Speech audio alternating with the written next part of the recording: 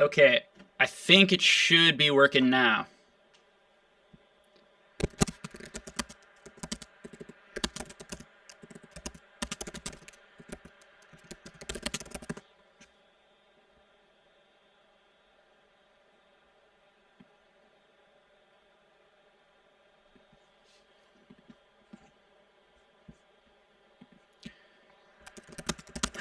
How's the sound?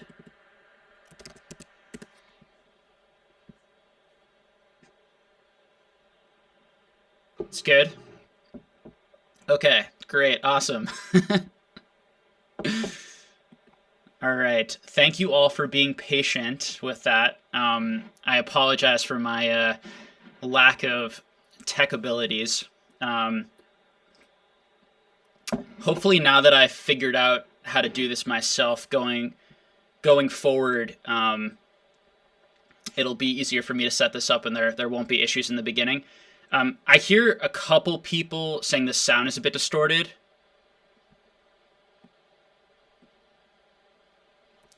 That might be better. The sound might be better now. If some of the people saying the sound is a bit distorted could just let me know if the sound is better now, then we can go from there.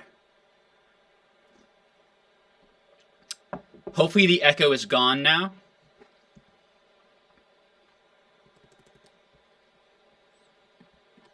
Okay. So, so what I was hoping to do today is like purely have a discussion, uh, and take your guys' questions. Um, so, does anybody have anything that they want to talk about? There's so much going on in the hobby right now. I know the stream is a little bit behind, so I'll give you guys a second to come up with some questions.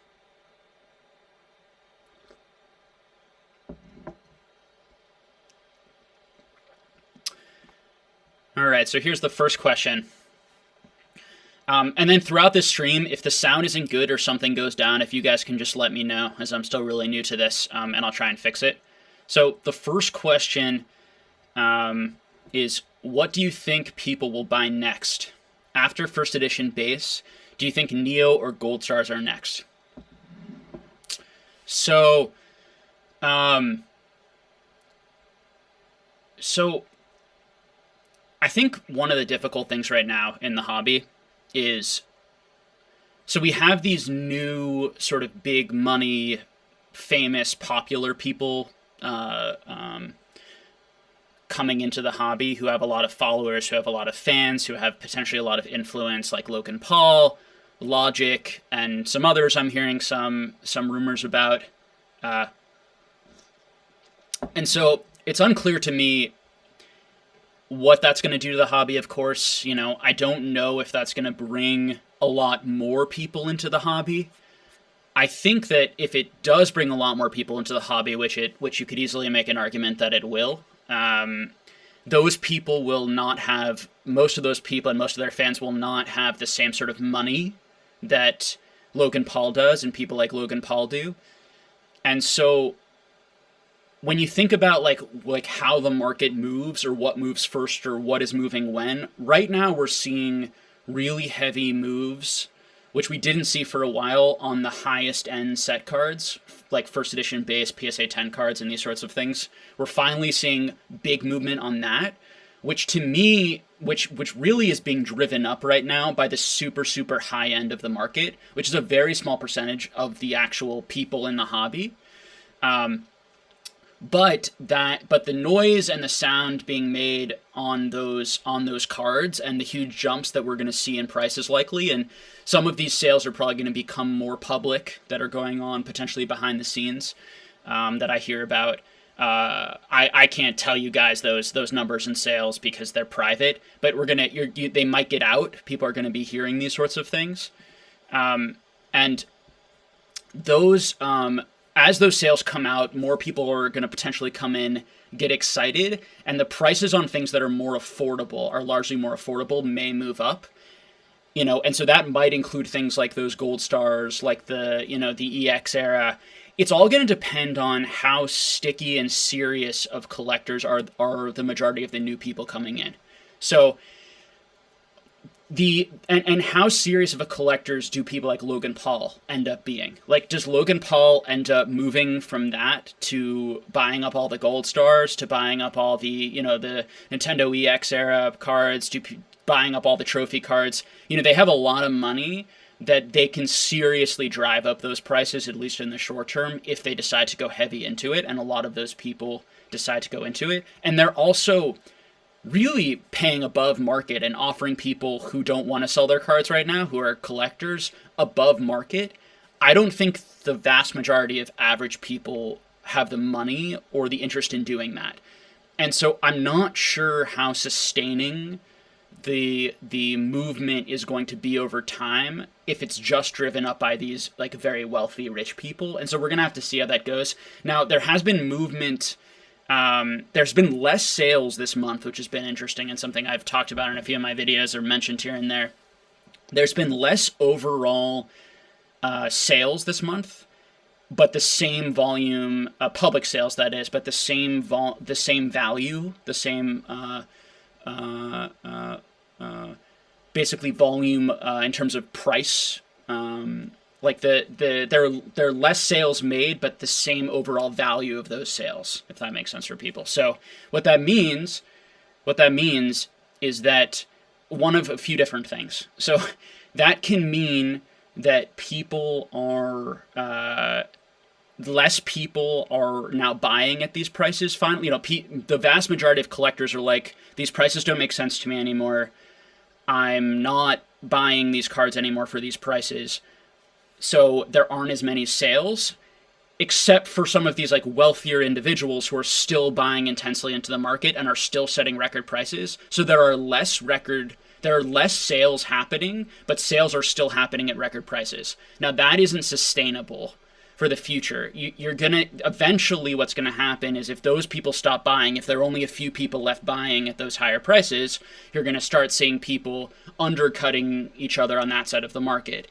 So if all of your sort of average normal people stop buying, basically, and the very wealthy side of the hobby kind of finishes their collection goals, which a lot of them may be trying to do all at once and might have the capital to do it really quickly and pay above market, and that can be part of what's been driving things up. Plus PSA hasn't been getting the cards out, all these sorts of things.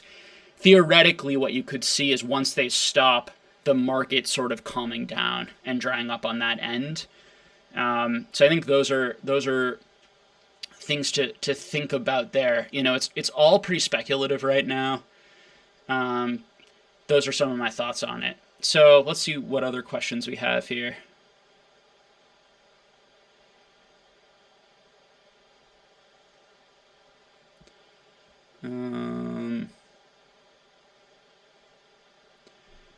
Someone asks, let's see, I'm trying to do them in order. Is Vivid Voltage worth buying a box? So it depends what you mean. Is Vivid Voltage like worth buying for investment purposes? It would have to depend on what you mean by is it worth buying to you? I'm imagining you're asking for like investment purposes. I mean, my feeling on Modern in general is it's extremely flippable right now. And you can make good margins in the short term because people continue to buy it. How long that's going to last, I don't know. I definitely believe we're going to go back to a more normal growth on Modern boxes, because what's going to happen is if the Modern boxes keep doubling in a year, Pokemon's just going to print a lot more of them. And I think we're probably seeing that right now there have been rumors, about more Hidden Fates reprints, even the ETB being reprinted, these sorts of things. I don't really like spreading and talking about rumors, but it's possible. But, when Pokemon sees these prices doubling in a few months, in a year, because speculators or investors are hoarding the product thinking it's going to go up and then they're going to make a profit, they can just, they want that money, frankly, so they're just going to print the product and And also they care about the players and the people who actually want the cards and the kids. You know, they want kids to be able to open the packs and get involved in the hobby. And so they're not going to be on the side of the people going to Walmart buying 20 boxes, you know, and hoarding them and hoping they double. That being said, you know, in the short term, it's possible that Modern's going to keep seeing those returns. And my advice to you, if you want to make money, is to flip the product there. And not hold for the long term. As far as like Vivid Voltage as a set, like versus other sets, Vivid Voltage has the amazing rares. I really like the amazing rares. I pre-ordered some Vivid Voltage a while ago because I thought it would have, like, I pre-ordered it before that announcement was made because it just stemmed to common sense that it would have those cards, and that particularly when we learn the Champions Path, like, definitely wouldn't have those cards. And so I like them. I think they'll be popular. I'm looking forward to opening up, and it'll be fun. I would never buy that box under any circumstance over the asking price of the stores. You know, my feeling on Modern is like there's going to be a ton of it in the future.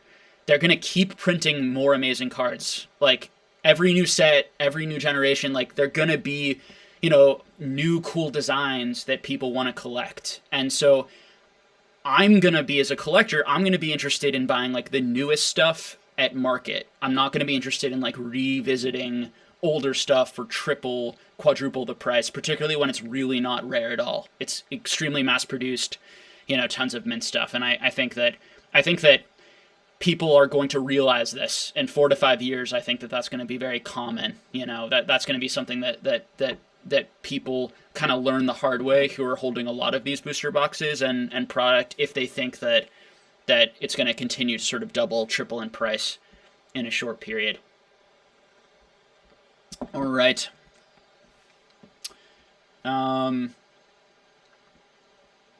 Next question. Could you give some tips on how to keep your PSA cards?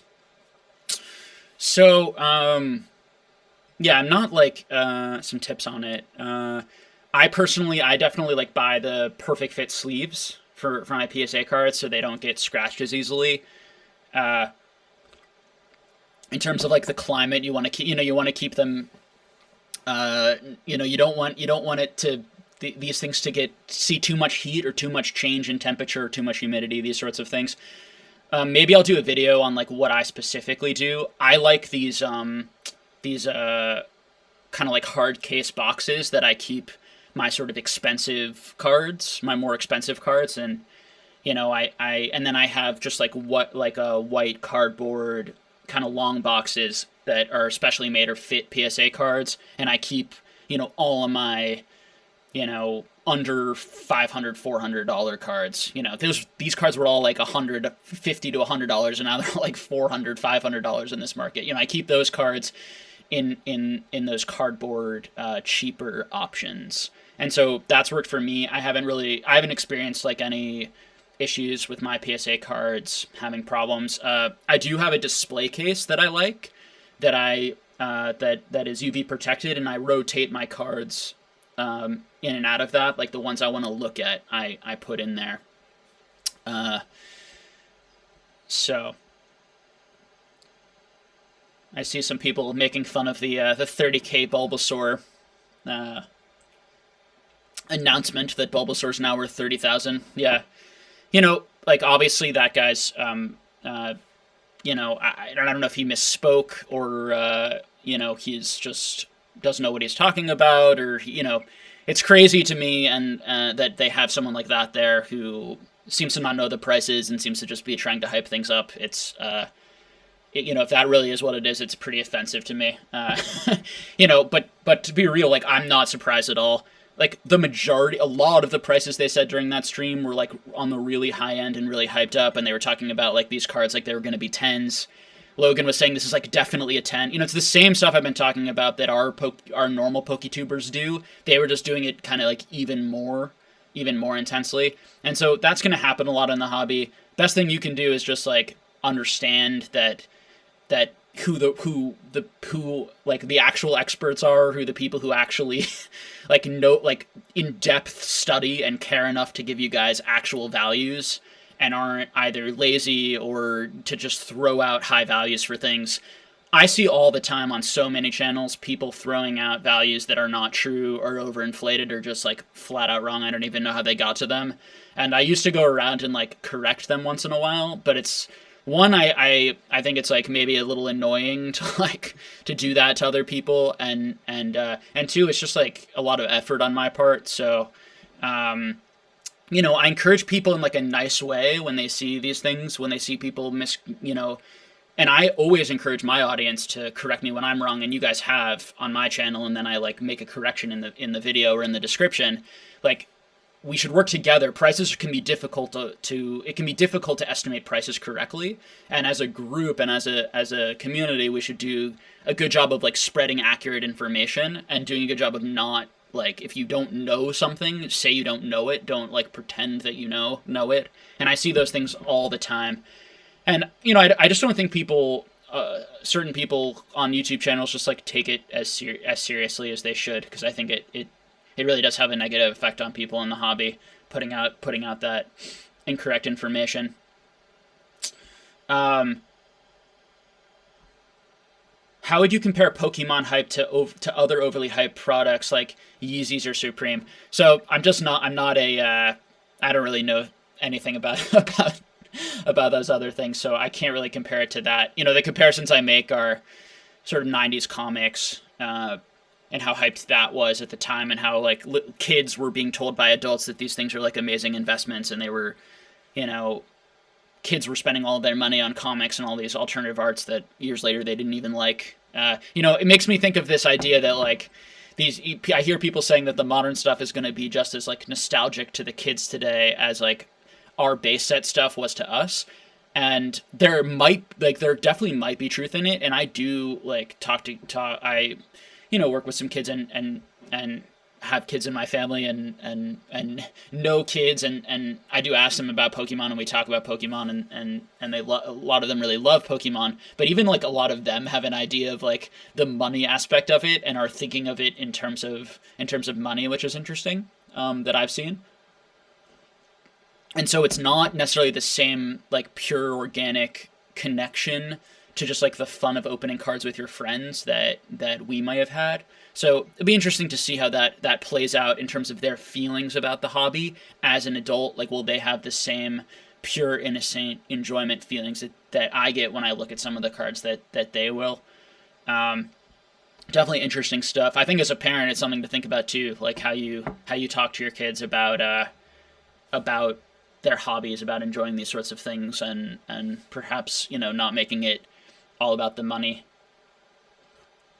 Really let them like find the love and enjoyment of the cards like we did as kids. All right. Logic just bought an 800K Charizard PSA 10. Yeah, I've been hearing about Logic spending. I don't know the specific thing, but yeah, the Guru is blatantly lying about prices. Yep. What do I think of Logan Paul's handling of those cards? I didn't really watch this. I didn't watch like the whole stream. I watched like parts of it and some of the highlights. I know that my understanding is that he put them on like silk. He didn't sleeve all of the cards immediately. He because they thought it would like take too long or something like that, so they put them on some sort of like sheets, like silk sheets, I guess, and then layer those on top of each other to keep the cards separate. I think it's probably fine. I don't really have a strong opinion one way or the other. It didn't make me cringe that much, but at the same time, like if I'm paying $11,000 for a pack, I certainly would like him to like sleeve each card like very carefully individually, and it's part of the reason I would just like never pay anyone to open packs from me, is like I want to have my cards here, I want to sleeve them myself and be careful and put them away, and I want all that responsibility to be on me. I think it's part of the reason I would like also never want to do pack openings. I have so many reasons why I never want to sell packs to people. But another reason is like just the stress of like having to like hold those high value cards that are other people's property, and crazy stuff. Let's see. What do you think of the idea of PSA modern cards versus keeping modern products sealed? Okay, so PSA modern cards versus sealed modern product. So I talked about my feelings generally on modern already. I think that it's, I guess I'd refer you to sort of my modern video when I talked about like how to make money off of modern, which I think covered all those topics there. But what I would do, I mean, again, like, I just don't think that's the area you should be trying to make money or investing in the long term in Pokemon. Like, I think modern is for fun, mostly, primarily, and you should, if you like the sealed product, you should collect the sealed product and hold the sealed product if that's more fun. If you like the PSA cards, and I prefer that, right? Like, I enjoy the PSA cards, I would get my favorite modern cards in PSA, graded quality, if they made sense to me from a value perspective.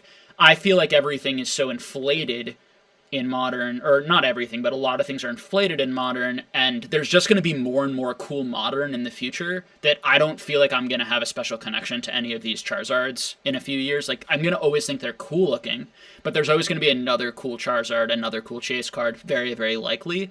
And so when prices just go down eventually, which I think they will on some of this modern, it just becomes less hyped because more and more Charizards get released.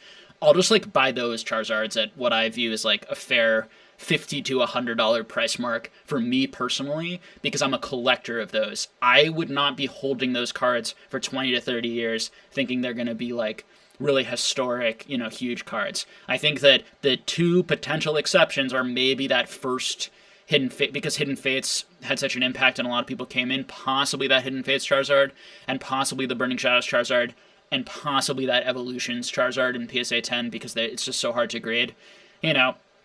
Not a big fan, of investing in Evolutions, and the idea that people should be investing in Evolutions just, I think is really not good advice generally. Even in the short term, like, that box has moved very little, despite like the insane rampant speculation that I think people are putting. Like, people are buying like cases of Evolutions right now and adding to their, just like hoarding in their house like cases of Evolutions, and the price still only went up to 140 because there's so much of it. And this idea that base set's just going to keep going up forever, and so Evolutions like is going to be like the only affordable option. I personally don't think that base set is ever going to be unaffordable. I think there's too much base set in this hobby for it to be unaffordable, and I would much rather have like a PSA 3 Charizard from base set than the Evolutions Charizard in a 10, guys. As a collector, I understand that the 10 is going to have more value because of the rarity and scarcity, but I don't really get it. I think a lot of it's hype. I think a lot of it's, and that's just my personal opinion. Other people are going to have different opinions on it. And everyone can do with their money what they wish. So, let's see. Just your thoughts on... Oh, just your general thoughts on the spectacle that first edition opening was. Yeah, so, like, really annoying. Like, the prices, the money talk constantly really annoying.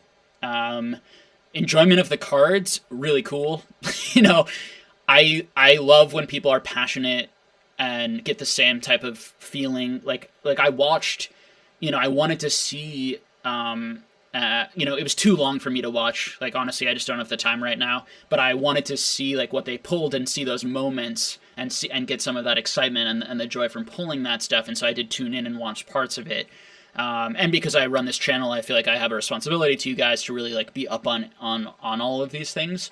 But yeah, my general thoughts is like, liked the enthusiasm, liked the joy, liked the excitement, didn't really like the constant, like, how much is this card worth, how much is this card worth, how much is this card worth, how much is this card worth. Again, it just goes to like those videos I've made, my concerns on the hobby, like that type of quick to the money thinking. Like, the more people do that, the more investor speculative things get, and the more risky these things, like people's feelings people's feelings about these cards get very connected to the money rather than the actual card itself, and that's potentially concerning if prices go down.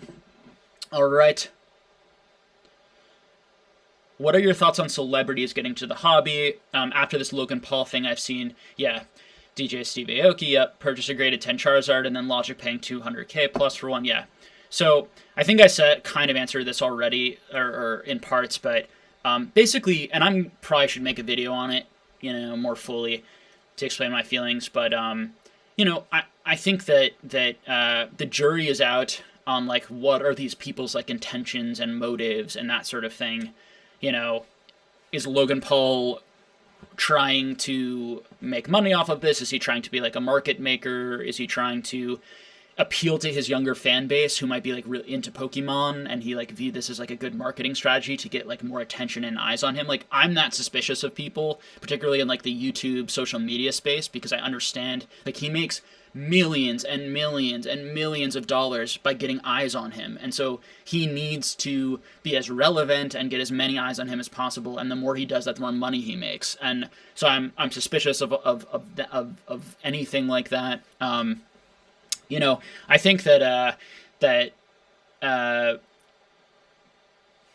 I'm not really into celebrities in general. Like, just as human beings, like, it's cool. Like, I like when human beings like the same thing that I do, and we can talk about it and share our genuine enthusiasm for the actual cards, not just the money part of it.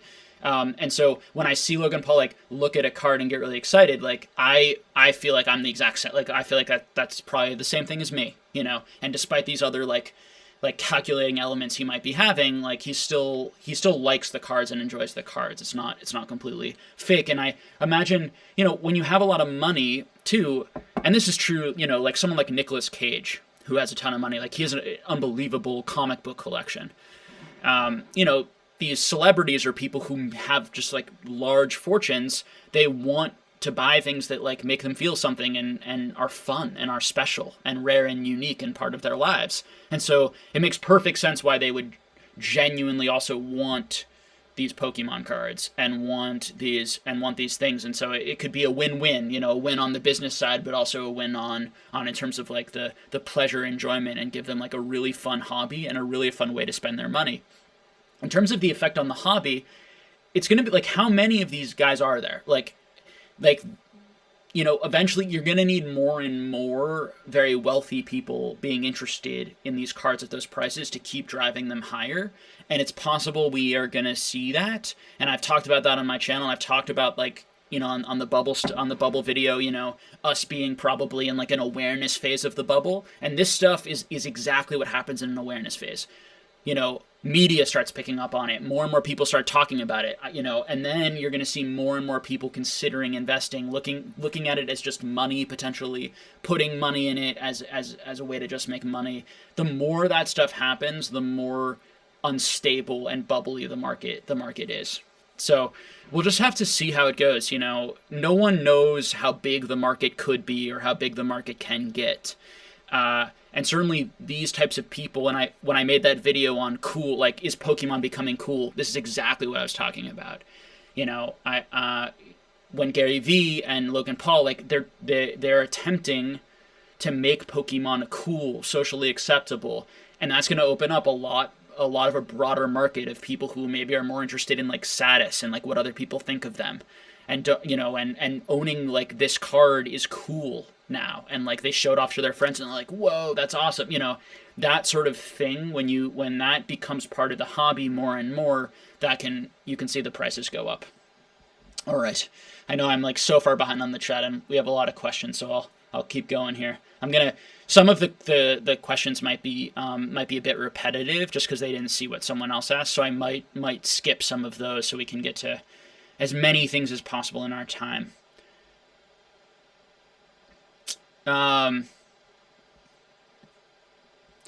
Let's see.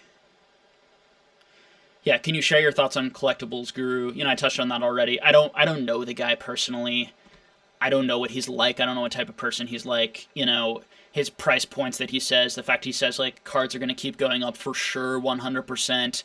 He intentionally talks a lot about the money. He holds like in his Instagram, I checked out his Instagram, he holds like wads of cash with with money and like associating cards with money. I think it's pretty clear like what this guy's intentions are and what this guy's focus is. I think it speaks for itself.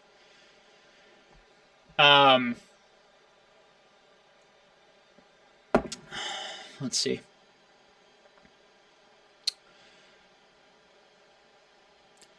Did you perhaps notice a recent spike in views?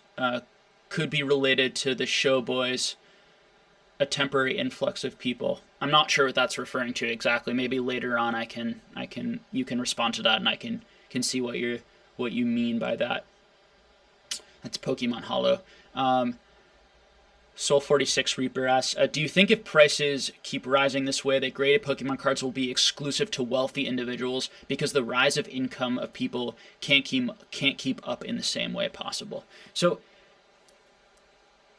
if I had to guess, this is pure speculation, and it goes back to the stuff I was talking about before.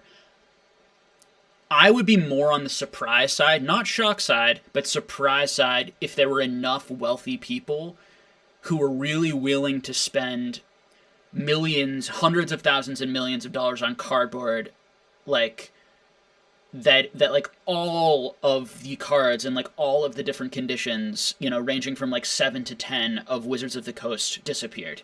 That would take either individuals with huge sums of money spending a lot of, individually creating massive collections, which eventually would probably come back on the market potentially at some point in the future, or parts of it. It would take either an individual spending a huge amount or a lot of those wealthy people. And I think right now what we're seeing is wealthy people getting other wealthy people interested. And I shouldn't just say wealthy because I don't know how much money they have. I could be, we a number of us could be as wealthy as them or similar wealthy, but famous people who are spending a lot of money and also have a lot of reach. And certainly some of these guys are insanely wealthy that I'm hearing about. Others are more kind of famous and not necessarily insanely wealthy, and have $5 million in net worth versus $100 million in net worth. With $100 million in net worth, you can very easily spend $1 million in Pokemon and it not be a huge deal. If you have $5 million of net worth and you spend $1 million in Pokemon, that's a humongous percentage of your money, So, will it become exclusively wealthy? We don't know. I don't think so. My advice to people is change your goals for the short term. Be patient. Be calm. Don't get manipulated by people saying that there are definitely no more cards out there, that they're all going to disappear for sure, that you're never going to be able to own any of these if you don't buy them now. And for me, honestly, guys, the PSA 7s are beautiful. Just for the love of the cards, a lot of the investment potential, at least some of it, I think has disappeared because I think that, and I think when I got fortunate when I came in the hobby because I could both collect what I loved, but I also saw the real upside in the investment potential. Now I think, listen, of course there could be investment potential, but I don't feel the same level of, if you would talk to me a few years ago, I would have said I would be shocked if these things don't become much more valuable sometime in the future, just given how popular Pokemon is and how cheap and rare these things are relative to other collectible hobbies. Now, when I compare it to other collectible hobbies, I view our hobby as inflated in some ways compared to those other things. And so, I think that my advice to you would be be patient. And when I say be patient, we're talking maybe it might take 5-10 years. It might take 5-10 years to accomplish some of your goals, to see some retraces in prices, to see things calm down. But people who say that the market is going to be up another 10 times in 5-10 years, I think it's going to be much more likely to double again in another couple of months. Right now with the heat we're seeing, it's more likely that things are going to continue, the really huge exponential growth is more likely to happen either now or never, or not for a long time again. Because psychologically, my prediction would be something we're going to keep seeing some of this intense, insane growth, or it's going to stop and just kind of, reach a curving point. And then we're either going to see some very sharp retraces. We'll probably start with, what would happen is we'd start with very slow retraces that could turn into sharper retraces if people panic. And if a lot of people who own the cards couldn't afford the cards, which I don't think is necessarily happening, particularly for your high end, for your top end stuff. But 5 to 10 years out, it's very possible that a lot of people are getting tired of Pokemon, that Pokemon is just like in a more sort of like established, balanced place. People feel more comfortable. If I sell this card, I can also probably buy it again in the future, and that will loosen things up a little bit. And so there'll be more trading, there'll be more selling. Like, we just don't know. And so I would not, everything is a risk. Like, if you absolutely need to get that like PSA 10 first edition set card that you just love and it's your life goal, like, your best bet is probably just buy it now, just to be safe, just to have it in hand, particularly if it's rare. But I think it's far from a certain thing that you're like, we'll never be able to get that card, particularly in like lower conditions. And the lower conditions are like beautiful. We're talking about like little bits of like edge wear and whitening. And for people who really love the cards, it's great. Like, I do love the chase and enjoyment of the 10s, but like, I also love those. And I just think you'll be happier if you don't chase the greed and chase the profits.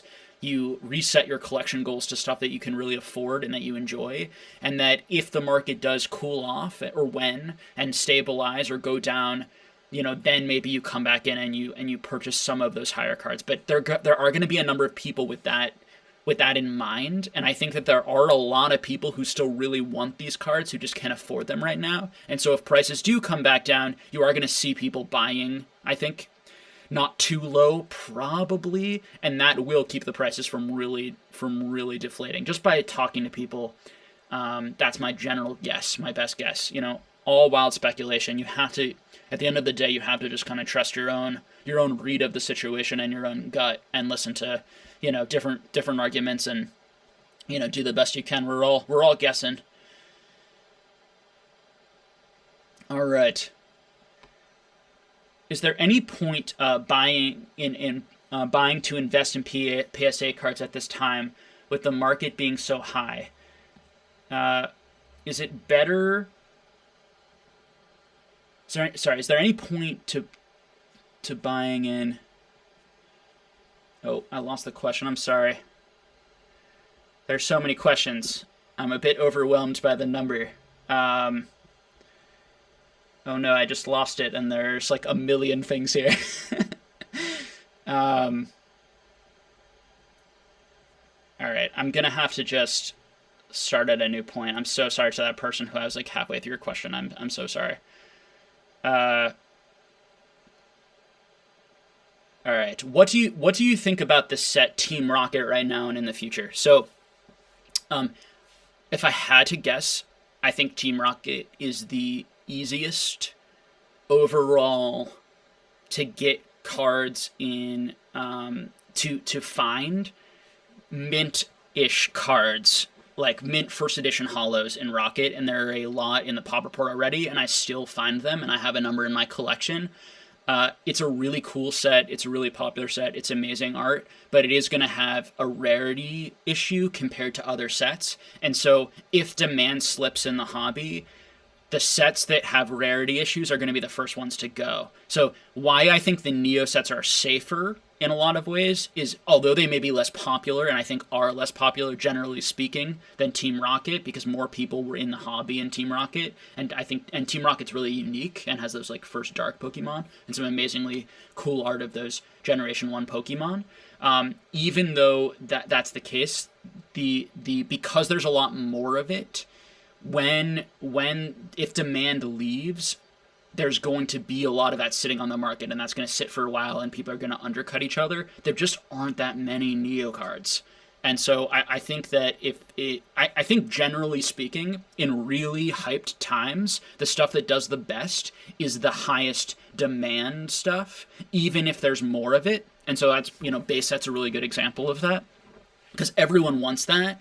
And just because there's a lot more of it, there's so much demand and hype that it doesn't matter. And that those things see the most sales and see the most movement in those hype times.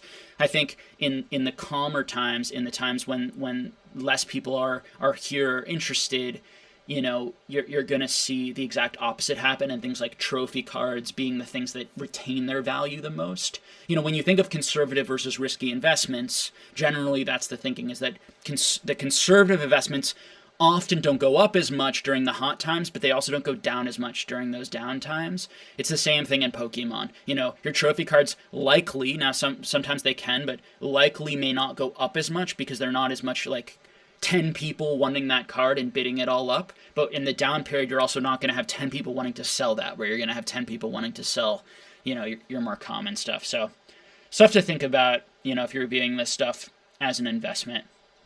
Jake, what do you think of the Car Economist burning most of his viewers and blatantly lying to sell his product? Okay. Oh, your name is the Scam Economist. Yeah, so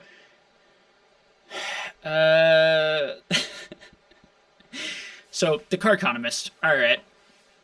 So he is someone who, in some ways, I think I'm going to be fair to him, okay? And I'm going to talk about some positives. So I think he's entertaining.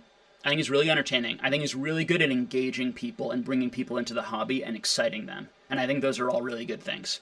I think that he is clearly a very hard worker and puts lots and lots of hours into doing his stream, into interacting. He does great reading the comments. He does great like remembering people. He does a ton of work, right, to source all of those products, because he doesn't have a connection really in the from what I understand, and he is kind of like buying those products like randomly from lots of different people, and then selling them to his watchers and subscribers, and then he has to do all of the work of sending all of that out. So let's be clear, like, he's doing a lot of work to achieve the profits that he's doing, okay? That being said, his margins are huge. He tends to sell, but people buy, people are buying at his margins. He's saying he lists the prices of his packs. They're way over what people should be paying, but they pay them anyway, either because I've heard that maybe they can't get Pokemon where they are, so they're looking for that, or they're sort of like addicted to him, or like buying there. Like it's not certainly isn't economically rational for them to do it. They must love the atmosphere and doing it with that community and the fun of it. It's the type of stuff I talked about on one of my like pack opening videos. It's like, that stuff concerns me. His knowledge is very, very limited, to be honest, on the hobby. And I know that's harsh. He's getting a lot better. He's getting a lot more knowledgeable. He's a lot more newer to the hobby. He said many, many incorrect things that I've seen on the stream about like price points, about like rarity of cards, scarcity. He doesn't know all of the cards in each set. He doesn't know all of the sets. He does, but he's getting better. Because in the beginning, when I was watching his streams, he knew very, very, very little. He knew like a couple things about a couple of sets. And at the end of the day, it's like, okay, that isn't the end of the world. I think what's dangerous is if people think that this guy is like extremely knowledgeable about all things in this hobby and has been in the hobby a long time. And I do think part of the problem is that a lot of people who have been buying from him, although they paid like outrageously high prices, they're still making some money on at least some of their cards because the market has gone up so much.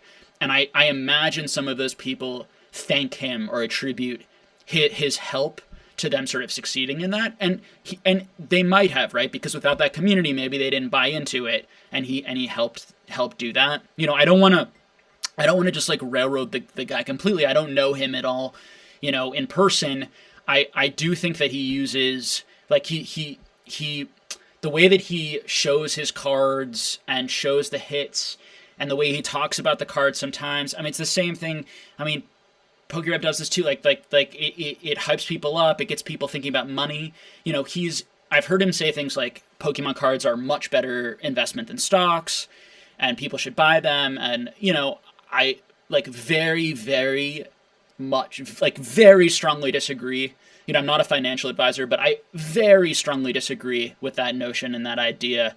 And I think it's very naive, in large part because of how illiquid these items are, and the higher tax rate you have to pay on them, and the lack of dividends you get from just a piece of cardboard sitting with you. And he's saying that about Modern. And he's selling Modern at the same time, and he grades Modern, and he charges a lot for grading. He charges a lot more for grading than like Ludkins, and like all of these things to me are fairly like common sense, obvious things. But people really like him. They really like to buy from him. His channel's like doing really well, I think, and people enjoy it. And I'm not negative about people having fun, and people can spend their money where they will.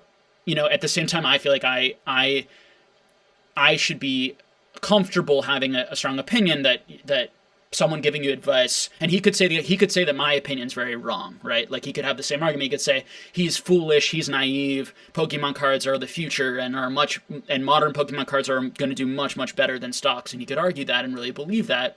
And I just very strongly disagree with it. So, at best, like, we might just have very different opinions on economics in general and finances in general. And yeah, and I think that he's giving people like very bad, like very risky advice when he does that sort of stuff.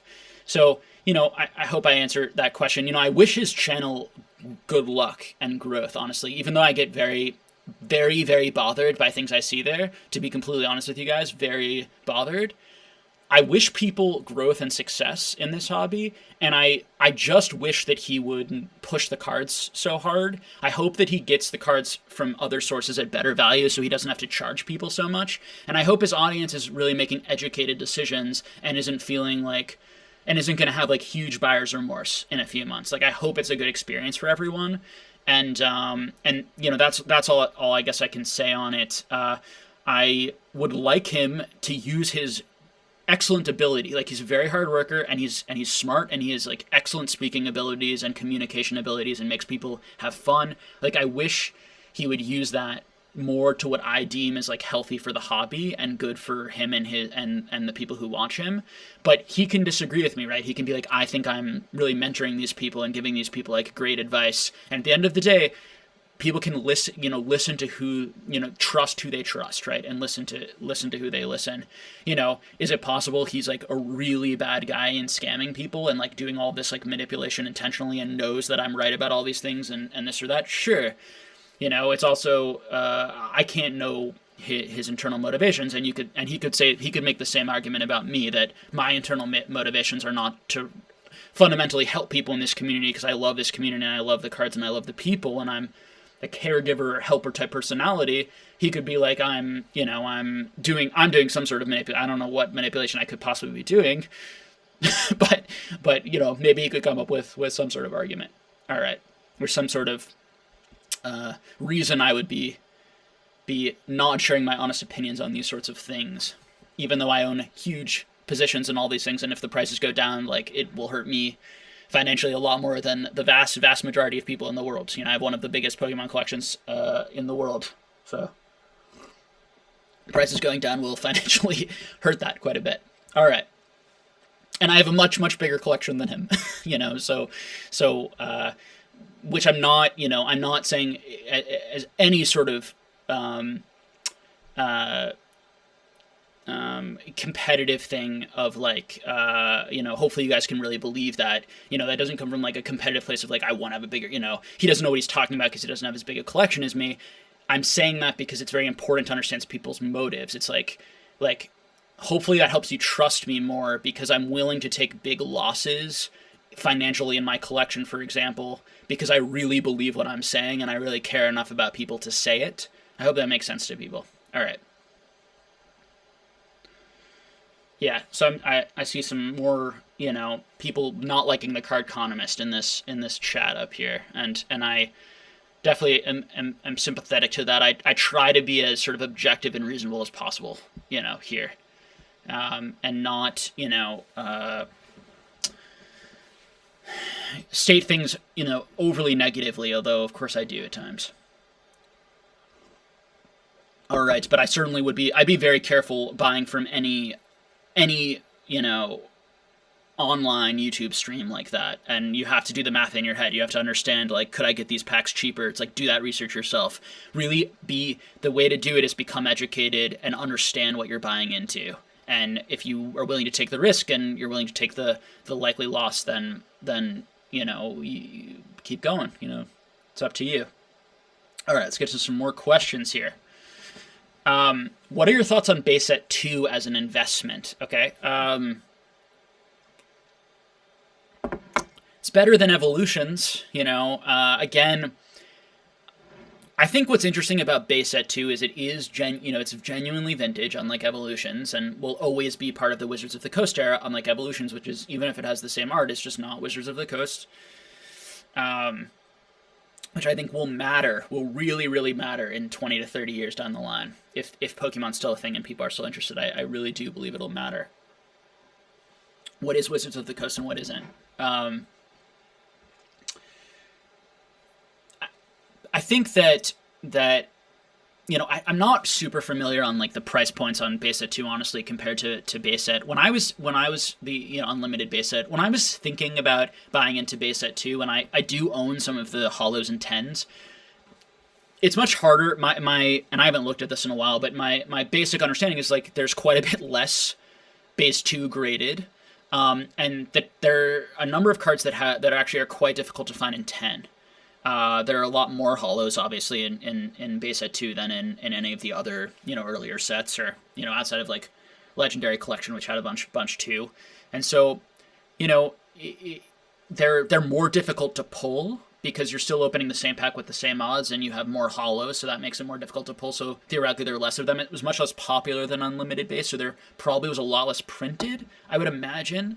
There weren't like waves and waves of it printed like base set Unlimited, which to me just has the most by far. I think the big problem with base set 2 is it's the exact same art and has that too. And does anyone want that also, or as a or are they just gonna go? Does all of the Unlimited have to be bought out before people even want the base set 2? And I think that there is a market for base set 2. There are completionists who want every card, and that is a separate card, and it's very difficult to find some of those cards in PSA 10, as I said. So for completionists, the PSA 10s in particular might someday hold quite a high value for someone who wants every Wizards of the Coast set card in PSA 10, possibly.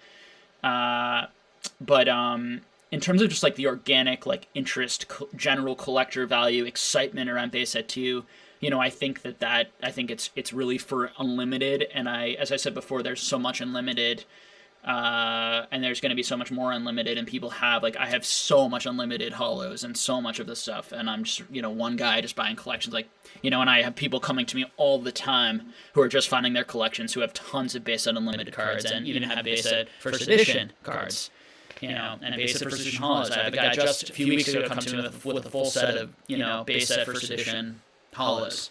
So these things are out there, particularly in your middle to lower grades. We have not seen the full pop reports on these things, and I think your best bet are those like really like low pop cards in that set for completionists. If you really want to see, like, if you want to call it an investment or see some sort of potential return on your money. Otherwise, it's likely going to follow closely with base set and be related to base set in terms of how well that does. And I think that could easily come down in value when more supply comes on the market and or demand. Some of the hype leaves the hobby, or some of the demand goes down, or some of the investment demand goes down. Okay, making some progress on these questions. I'm probably so far behind. I can't see what you guys are saying now, so hopefully people are still like here and enjoying it. And I'm doing a decent job. Jake, what are your thoughts on non-standard WotC sets like Black Star Promo and Southern Islands? Really great question. Not a question I get that much. So I, for a while, was like a really big fan of Southern Islands. Not only do I really like the art, and I really thought those cards were pretty special and unique and part of Wizards of the Coast. They were really hard to grade, and I've tried to grade a decent amount of them, and I do have some 10s, and I tried to complete a complete 10 set of it, but wasn't able to because some of them were just too hard, and now they've become... with the hype and everything, they've become very expensive too and difficult to find. I like them. If you're asking from a collector perspective, I really like Southern Islands. From an investment perspective, I don't know. It's one of those like. I think they're always going to have a place and value. They're very difficult to grade. I think in high grade, there's some, upside potential there. They're also pretty niche, they're pretty niche, and I'm just not sure what demand is going to look like for Pokemon in the future, and if there will be enough demand, in the long term for those types of cards, even though they're niche. I think that's what it's all going to come down to for that is, like there needs to be enough demand to push all the other cards that are just like more popular and also scarce up before going to those. I think people right now in Pokemon, I think part of the problem is that a lot of people are looking for investments, and they're looking for things that haven't moved up as much, and they're looking for things that aren't as popular. And so we're seeing a lot of like artificial investment growth on things that people are not buying because they love them but for their collections, but because they're like, well, this hasn't moved up yet, it should move up as much as that thing has moved up, I'm going to put money into that. And then that raises the prices, and I think we're seeing that on some promos. And I hear like people talking about I do hear like YouTubers talking about like promos, and it depends on the promo. Like, does the promo have cool art? Like, there are going to be master collectors who want all the Blackstar promos, right? There's going to be those. But there's also going to, but the majority of people are probably just going to like pick a couple of them, like the coolest ones, the rarest ones, the ones with the best art.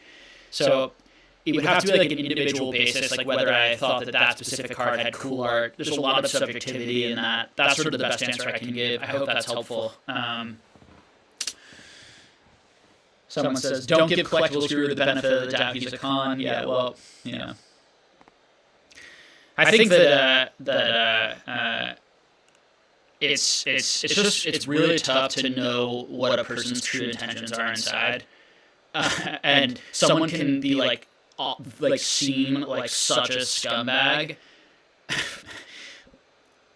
and like not even be aware of it, because they're just like, it's like who they are. Like they've had an interesting upbringing, interesting life. You know, I'm a therapist in my life, and I've seen a lot of things with people. And a lot of people have like amazing sort of like, they don't have like self-awareness about other people see them and about what they're doing. So it's just very difficult to really like be like, definitely that person's doing that intentionally, you know. But you know, on the other side, it's like you have to be super, super careful. Like whenever you get a vibe like that from a person, like you have to, like my advice, just, I think it's very healthy to be very suspicious of a number of people, because people do like really selfish, crappy things in life. And both of those things I think are true. And so I think that I try and like balance those things in my relationships to people. On the one hand, I'm rather suspicious, or can become rather suspicious pretty quickly of people when I see certain behaviors, but on the other hand, I really try and give them a lot of chances and a lot of benefit of the doubt, and try not to judge people too quickly, particularly when I don't know them personally. But even when I know them personally, I like to get to know them over many interactions in a long period, because people also behave badly in one moment and then good in another moment, or they behave badly in public and in a good way privately. So it's you just have to be careful. But I totally feel the same vibes as a lot of people, and I'm you know, I get where people are coming from that sort of stuff for sure. So some people agreeing with me on modern. Jake, what are your thoughts on the Cardos anime movie collection? There's some cool Charizard prisms there. Do you own those? I think I own like one maybe that I bought like what seemed like really good value. I have like I think they're really cool. I think they're really cool. I don't think that they feel as organically collectible as the Bandai Monster Cardass and the original Topsun cards are, for some reason for me. And I guess if I had to analyze that, I would say maybe there's too much difference in the art, or there's something about it that just doesn't feel as cohesive as a set to me.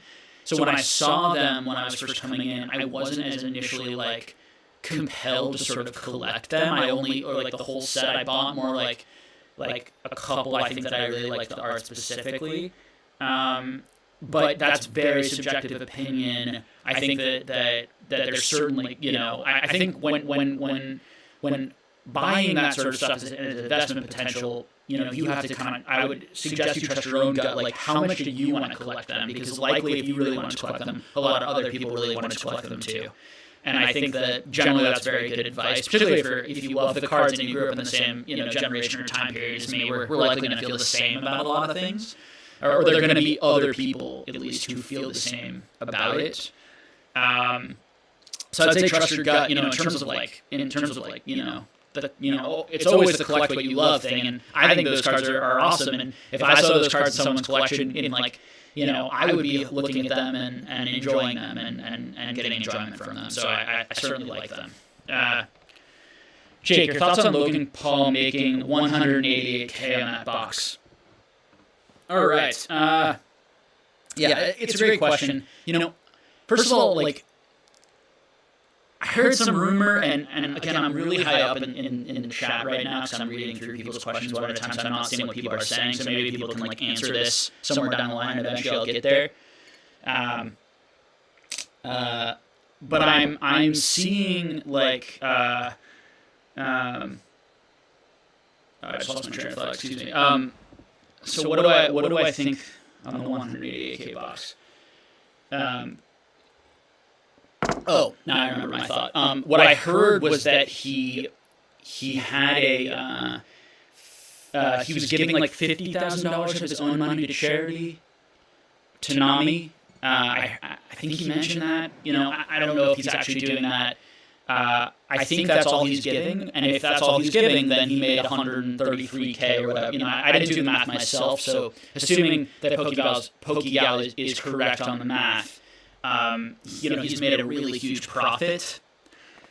I think people should understand, like, that he did that, and like, I think that it's par for the course with a lot of YouTubers. I think YouTubers, from what I can tell, a lot of them, and this is part of why I didn't want to go on YouTube really, and I've just always been like very just like anti-social media in general, is it's so much about like getting your name out there and networking and like getting other big YouTubers to say your name, like, and then making money off of those connections and relationships, and then propping everyone up, and it gets very like removed from like, are these channels actually providing value to people? Are people watching it because it's providing value, or are people watching because they were told to watch by another YouTuber, or because it just keeps getting recommended because everyone's watching it? And so why I say that is that Logan used that, right? That he could shout people's names out and potentially get them a lot more traffic and viewers and followers, which is a lot of money for them to charge a bit on the packs. So they got that branding moment, that advertising moment for their channels. Do I like any of that? No. I have a lot of negative feelings about the way people advertise, and I've talked about that on this channel, and I feel like I'm entitled to my views. Other people are entitled to their views. Some of it is sort of the world we live in, and depending on sort of your view in terms of like, your utilitarian sort of like, view, it's like, well, that is just the way the world works, and I need to do that too in order to get ahead. Do you take that approach, or do you take the approach of like, I'm unwilling to compromise in any way on those things, and because of that, I'm not going to make as much money, or I'm not going to be as successful in my career financially, or in terms of my power or prestige. It's like, these are decisions we're all making in our lives all the time. I think that very clearly he did that, right? Very clearly he understood that. And I think these YouTubers all appear on each other's channels all the time, in part because they understand, not necessarily because, yes, because hopefully they're providing value to people, but also it's a huge networking opportunity. And, him making money off of that box and not donating it like all to charity seems honestly dumb. Even from like a financial perspective, because he would have gotten so much more credit in the Pokemon community, and people would have liked him so much more if he had just donated all of the money. Even if he was doing it just because he's trying to make money and raise his brand awareness and become a player in this Pokemon community, get more fans and get more watchers. He makes that much money like easily on just like a few videos with the amount of like views he gets and the amount of merch he sells to all of his super fans. So like, is he just like greedy and thought he could get away with that and people wouldn't notice? Does he just think that people are naive and don't care about that stuff? Or does he think that like people are going to think he's like smart by doing that, and that proves that he's like a smart businessman and more people should listen to him? I think in today's society people have very different views on the morality of all these sorts of things, and I think some people really look up to people who do that sort of thing and find ways to sort of make money while maybe appearing like a good guy, or like appearing like they're actually giving that money away. Does it gross me out that he made a lot of money under like a feeling of like this is for charity? If I'm honest, yes. Like I don't like that. Like I don't like mixing charity with your own making money. Like I would never do something like that. Like in my religion, in my faith, like it's just not like it's one of the worst things you can do. Like that, like mixing those types of things is very toxic. Like it's not something I don't believe that that's good. And I believe if we all behave that way, like we're all going to have to behave that way more and more and more to support our family. It's like a race to the bottom. It's like the more we mix these things up, the worse that stuff gets. At the same time, it's like from the utilitarian perspective, like he raised a bunch of money for the charity. And that's going to really, and I'm a therapist, and like hopefully, that money hopefully will go to like really improving people's lives. And that's a good thing, even if he's using it in some sort of like gross negative way. Now, would it be better if he used it as in a positive way, or a purely positive way just to generate money? If he should have donated all the view money to charity. He should have donated everything to charity around that. The guy has money, he could have done that, right? In my view, that's what I would have done. If I was in that situation, that's what I would have done. But the other side of that too is like he did raise, like the stream did raise a lot of money for charity. People were willing to donate, and it is for a really good cause. And I'm very pleased about that. And at the end of the day, is it worth getting so upset over one person's kind of like making profit or money as long as like something genuinely good is coming out of it? Maybe not. So those are some of my thoughts on it. And like this is the world we live in. I think that the best thing you can do is like figure out how you want to behave in it and how you want to deal with it. Those are my philosophical and moral thoughts for the day. Give you guys a little bit more insight into how I think through things in my life. Let's see.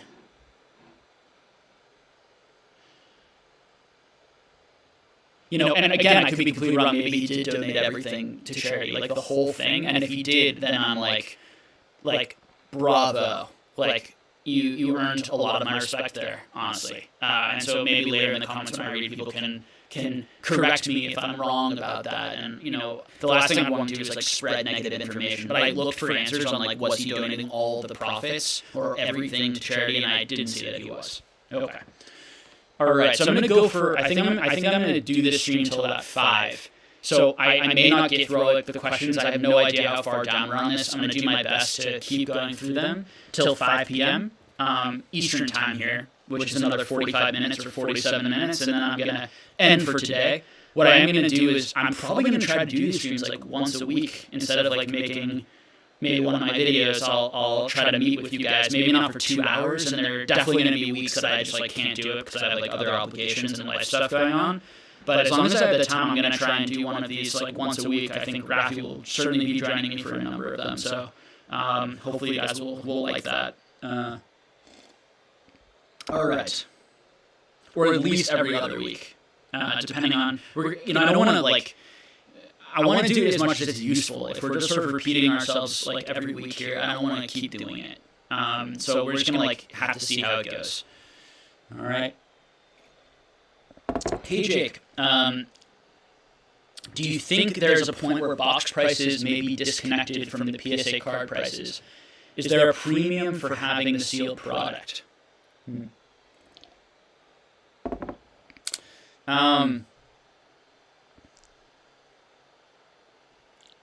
So, I think it'll be interesting to see how this plays out over time. I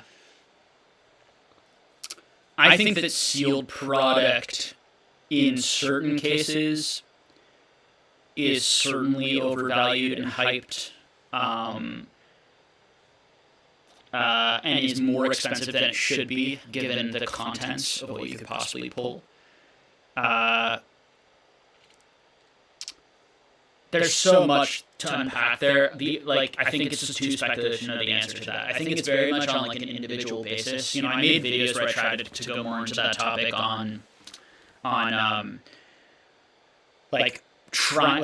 than thinking of it as like two like unrelated things about which one I should invest in, you should think of them as like related and that their values are very related to each other. And it's about trying to figure out like are they correctly related to each other based on the rarity of the card versus the rarity of the sealed product. So there's some product that is extremely rare sealed. So one really good example to illustrate this point is the E-Series product. So E-Series is not very difficult to grade, although it's becoming more difficult to grade, as a lot of things seem to be with PSA. Like the 9 seems to be going up, the 10's not as much. But E-Series is not, generally speaking, now there are some cards that are very, very hard to grade, but generally speaking, particularly Skyridge, it's not a very difficult thing to grade versus like Neo, for example, which is also very rare boxes and rare cards. So because of that, the cards, to get a card in the PSA 10 is not so insanely outlandish getting that out of the pack. And so to me, that makes the packs more valuable in relation, because not only do you get, generally are you going to get like your PSA 10 card, so the expected value should be higher, but the PSA 10 card isn't so rare in the world, and the pack is very rare. So it's more like all of those cards are very rare. So I think the rarer the card and the easier to grade, the lower the PSA 10 is worth compared to the other things. And I definitely think that like within trophy cards a lot. Like I think that when the cards themselves are very, very rare, the condition qualifier becomes less important.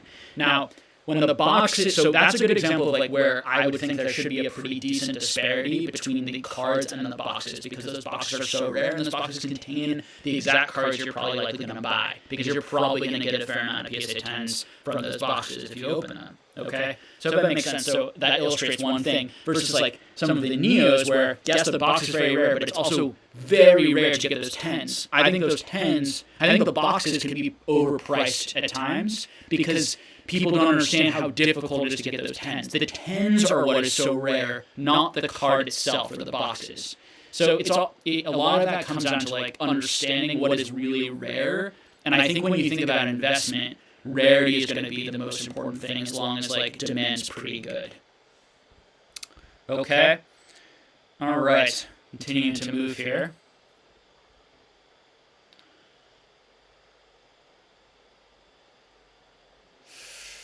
A lot of comments. I like seeing you guys have conversations.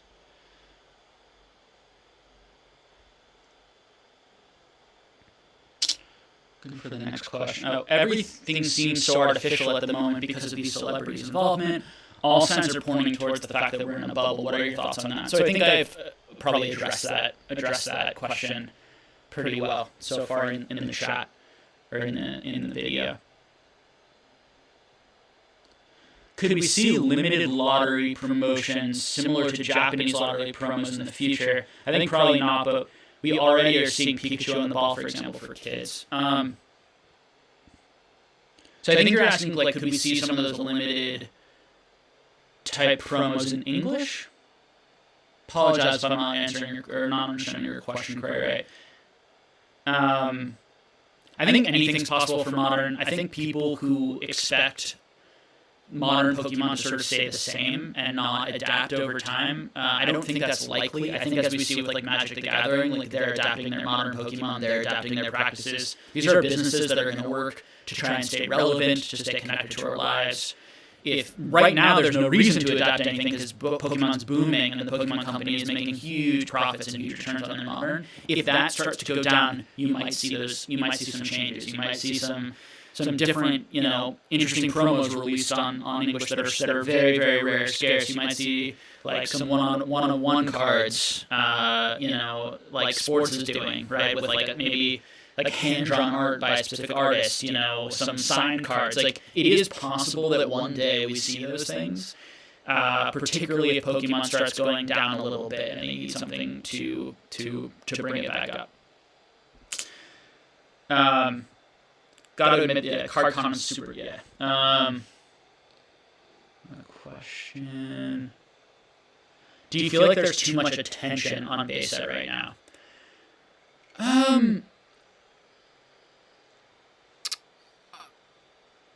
I mean, I think that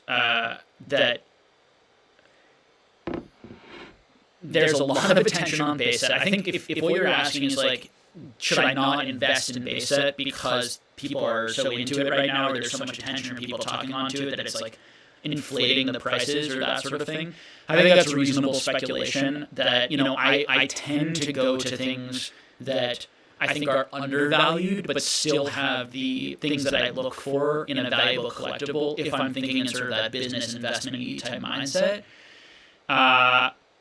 You know, as I said before, I think that base sets can do extremely well in like high demand periods. The brand new modern sets and base sets are doing extremely well in your high demand periods. They're not going to do as well in some of those down periods. The unlimited base set is what I'm talking about there, and particularly cards that just aren't that rare and where there's a ton of it. So I just be like aware of that, depending on your strategies. You know, if you're a flipper and you're looking to make sort of shorter term moves. I mean, even if you're looking to make some moves in the next year or two, because it's highly possible that, like, you know, with these new people coming in and making videos and pushing it, like, we're going to get more new people. We're going to continue. We're going to have another year of, you know, I mean, I'd be really surprised if it grew the same again, but another year of like steady kind of upward growth and interest and demand, and you might see all of those cards continue to go up. And as a flipper, someone who's looking to make money, you know, sometimes dealing in those hot markets can be a good way. The problem with like day trading is it's very risky, and you just never know when it's going to go down. You never know when you might be selling to the greater fool, but you may be the greater fool sort of holding the bag at the end who just bought at the highest price, and, you know, everything's downhill from there. So you just have to be aware of that. Evolutions so some people talking about like Evolutions has been on a tear. So it really hasn't. This is I've heard some YouTubers and some people say like Evolutions has done really well. It really hasn't. It's gone up. I think I saw it go from like 100 to 140. I hear someone saying it's like at 170 now. That's very little in the market. Like, my collection's like about 6-7 times its value right now. So if I put all my money in Evolutions boxes, I would have made like not even, you know, a full 100% gain, which is a huge gain. Like, obviously, like $70 in a few months is a big gain. But if you compare that to Burning Shadows, you compare it to some of the other things I was talking about on the channel, because what people who were talking about Evolutions I don't think understood was that there was so much Evolutions out there, or maybe they did understand it, but they just didn't think that it would matter that much. And this is an example of, like, even during this period when Evolution, this is the best that Evolution should do. High demand periods are perfect for Evolutions because it was an insanely printed set. There's so much of it, but it's more popular than a lot of the other sets outside of Hidden Fates. And so this should be a time that really thrives. And the fact that it's only gone up to $170, I know that seems like a big gain. The fact that it's only gone up to $170, that seems like a really small gain compared to a lot of other things. That would make me worry. I would have this is part of the problem, I think, of people seeing gains on their things and thinking that, like, that means that it was the right purchase or the good investment. Or if you hear people saying that, like, it has to be relative to how the rest of the market has moved. If you really like outperformed the market or made good short-term decisions, and then I think even more dangerously long-term, if the demand leaves the hobby, there's so much Evolutions out there. There's so much opened Evolutions. There's so much sealed Evolutions. It's something that is at risk now. If the demand continues to go up and just kind of moves like literally up for the next 20 years, Evolutions will have been a good investment. And I think Evolutions will likely do better than a lot of other sets because Evolutions is those reprints of the base set, and it does have a certain, it stands out because of that. You want to look for sets that are actually going to stand out over 10 to 20 years if you want to invest in Modern. It really has to stand out. Not stand out for the year. You don't want to pick the best set of the year. You want to pick the best set out of 5 years, out of 6 years, out of 10 years. The best 1 or 2 sets, because it's going to be competing against so many sets in the future. All that being said, it's really dependent on that demand staying high, because there is a lot of it compared to so many other sets. Okay? Including things like Burning Shadows, which really went up a lot more when you think about a percentage base. But again, I didn't buy, and I made a video where I talked about, like, if I was a flipper, I'd buy a bunch of Burning Shadows right now, because the writing is on the wall that Burning Shadows, like, everyone's about to do that, and Burning Shadows is about to double in price, because some other boxes had doubled in price, and Burning Shadows actually had the Chase Charizard in it, and there just wasn't. There was quite a bit of Burning Shadows, but not like didn't seem to be nearly as much as something like Evolutions, which was just printed and printed and printed for years. It seemed. So those are my feelings on that. I just be aware of all that stuff. You have to think about like who is going to buy this from me in 10, 20 years. Who's going to want this?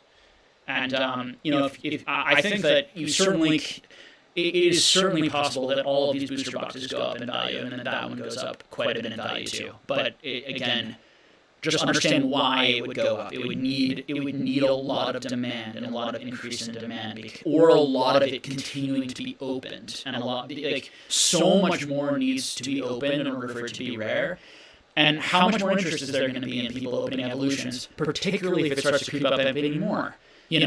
Now, if the PSA cards stay hot within that and continue to fetch really high prices, and those PSA cards are so inflated from that set, in my view, I just would not buy any of those. But if they steal, the demand is there. Just because I don't agree with it doesn't mean that it isn't real, right? If the demand genuinely stays there and continues to build up, it's possible that it makes people keep opening the product, which is so important for your sealed collectors. Sealed collectors, you want to pick up a box that either isn't that much printed of, or that people love it so much and love opening it so much that they're just going to open it all, and it's all going to be gone, or a lot of it's going to be gone. Okay, so those are the factors I would focus on. I hope that is helpful and makes sense to people. All right. What's the best source to know how rare Pokemon cards are? Okay, so when we're talking about cards that we actually that had like that the numbers were actually released to the public, the best place to look is Bulbapedia or Discord chats and informational threads on like E4. You can find information on print runs on what we estimate things to be. Now, when we're talking about set cards are so we have no idea how many set cards there are, and what we do is we base it on like us people who've been in the hobby a little bit, and I've only been in the hobby 3.5 years. I have friends who've been in the hobby 15, 20 years, since the beginning. They try to keep, they have a sense or an intuition of how much product they've seen over the years of each thing, which give them a sense of like how much is out there, at least relative to other sets. That's a big part of it. And then when we talk about PSA cards, you can look up the actual pop reports. So you can know exactly or close to exactly, because PSA can make some errors on their website, and also cases can be cracked and open, which can mess with the PSA graded numbers. But those PSA graded numbers, they can, you can look up exactly how many PSA 10s of that card are in the world. And so in terms of rarity around that specific PSA graded card, you can actually know what the rarity of that is, which creates confidence and collectability. And that is the biggest strength of PSA cards as compared to sealed collectibles. It's scary to me, like someone who, like it'd be really scary to me to buy a first edition base box at a really high price because I don't know how many are out there.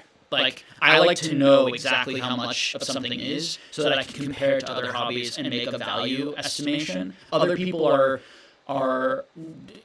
more open, I guess, to taking that risk, or feel very confident that like they have a sense of how many are out there, or they just don't care and they just don't even think about it. I'm not exactly sure what their thought process is exactly, but for me, it's part of why I really like trophy cards, because they actually gave us those print runs. So you can look up how many PSA cards there are on the PSA website. You can go directly there and search population, which is really good. I also suggest you look it up on the Beckett website, which I don't think enough people do, because there are a lot of Pokemon cards graded by Beckett.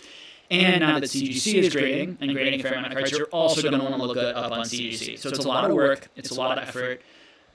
If you really want to make the best decisions, I think you have to do that, because there are other people who are doing that in the market if you want to compete. So you're going to want to look it up there, and then PokemonPrice.com also has population reports. You can look up the prices of your specific PSA cards, but you can also look up the population reports. And really importantly, on PokemonPrice.com, you can look up the speed at which the population report is going up. And that's a sort of expert trick on trying to determine or estimate maybe how many more are out there. How rare is this card? Well, part of how rare a card is the rate at which it's being graded. So if one more of that card is being graded every year right now, or even less, versus 100 or thousands being graded all the time, your card is probably gonna maintain its rarity. Your PSA 10 card is probably gonna maintain its rarity. Now, maintain its rarity relative to like any modern card right now, which there are lots and lots of PSA comparatively. All right. Ooh, you know what? I just skipped to the bottom of the chat. Shoot. And I'm gonna miss so many of the questions. All right. And I'm so sorry if I didn't answer your question. I'll be doing this a lot, and so in the future, we can do that. So I see some people who are bullish on the market.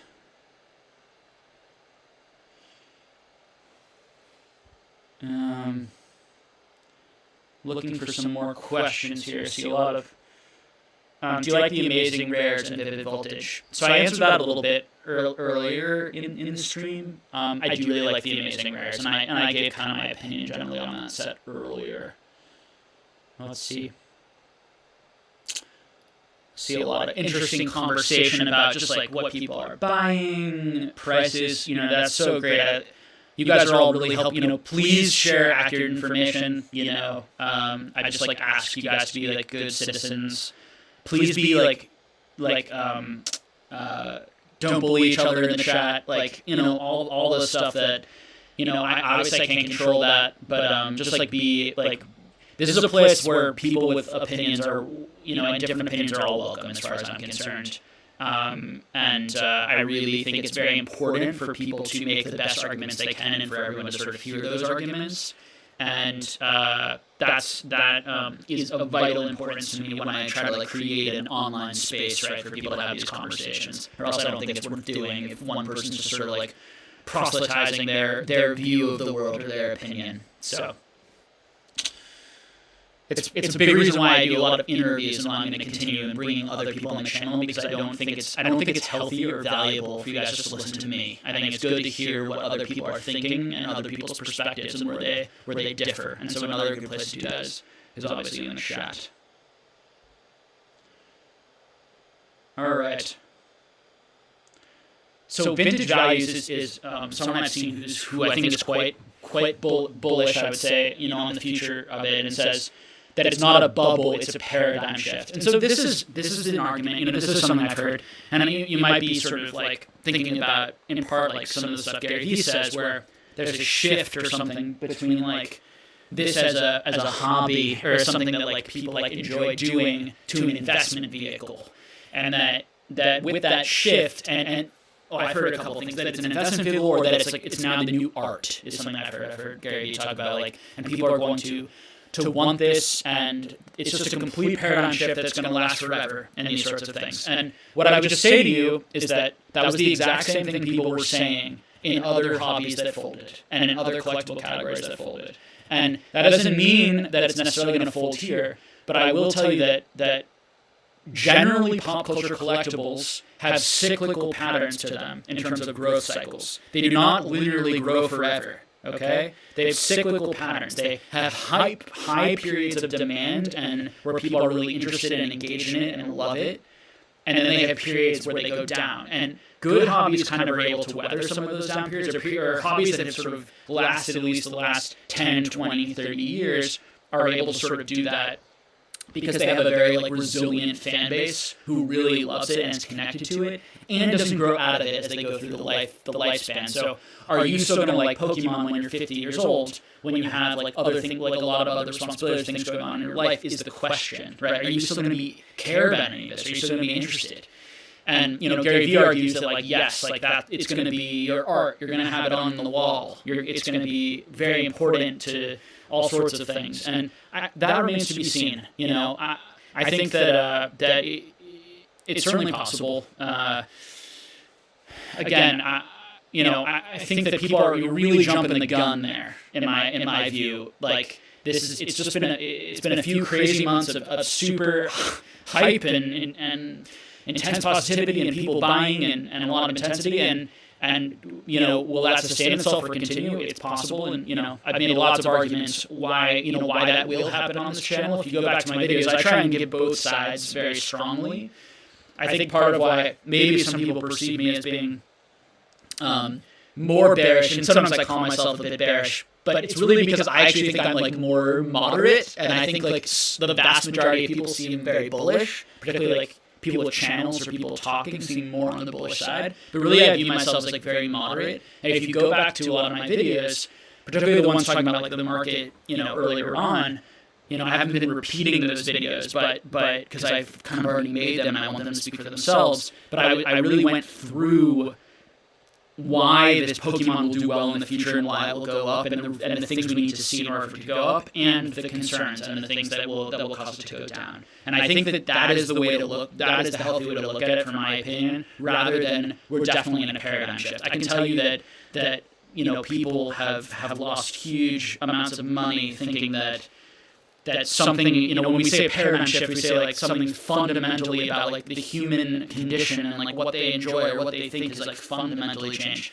I don't see this as anything new. This is another pop culture collectible that got really hot, happened in sports cards, it's happened in Magic the Gathering, happened in comic books. It's happened in all these things, and this is just another period of that, another experience of that. Now, how big this one is compared to others, what the demand is like in this space versus those spaces, and what the sustainability of that demand is versus those spaces, those are the things we do not know.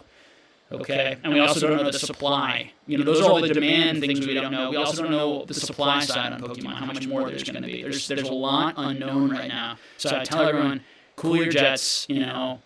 Let's try to relax. Let's try to figure this out over time. Let's not be too negative, but let's also not be too bullish. Would be my advice. But I definitely respect your opinion, vintage values, experience, and I think at the end of the day, like you're 100% entitled to be like, these things are, Jake is being far too conservative, and now's the time to really risk, be more risk, or you think that it's not a risk, and you're just like, I'm going to buy everything I possibly can because I see this continuing to double and triple, and it is possible you may very well be right. I just do not see the market that way. All right. And I don't think history, I don't think history of other markets would be on your side, which is probably part of why you're arguing that we've somehow hit a paradigm shift. Now, I will say that if you're arguing that that Pokemon will always go up forever, like that, I would wholeheartedly disagree with you, and or that Pokemon could never go down, or that like a bubble could never exist. That a bubble could never exist in Pokemon, those sorts of things. Okay, that I would all strongly disagree with.